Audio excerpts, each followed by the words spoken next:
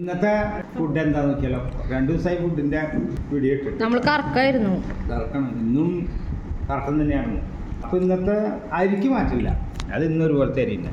പിന്നെ ചാറുകറിയില്ല, പകരം മുതിരപ്പേരി. കുഴപ്പമൊന്നുമില്ല, നമുക്കത് കൂട്ടി കഴിക്കാം, അടിപൊളി തന്നെ. പിന്നെ മുരിങ്ങേരല്ല, എവിടെ കണ്ടാലും കക്കണ സ്വഭാവം വിളിച്ച് അവർ ചോദിക്കുന്നില്ല, അത് പൊട്ടിക്കണം. പിന്നെ ആൾക്കാർ കറി ഇത് കളയണതാണല്ലേ, കുഴപ്പമില്ല. ഇതിൽ ചക്കക്കുരു ഇട്ടാണല്ലോ, അടിപൊളി. പിന്നെ നമ്മളെ ചമ്മന്തി ഫേവറേറ്റ്. ഇന്ന് 2 മാങ്ങ പോരുമ്പോൾ വഴിയിൽ നിന്ന് കിട്ടിയതാണ്, അപ്പോൾ അതുകൊണ്ട് ചമ്മന്തി ഉണ്ടാക്കാൻ ചെയ്യും. കറക്റ്റ് പുളിയേട്ടാ. പിന്നെ ഇതിൻ്റെ ഹൈലൈറ്റാണ് നമ്മുടെ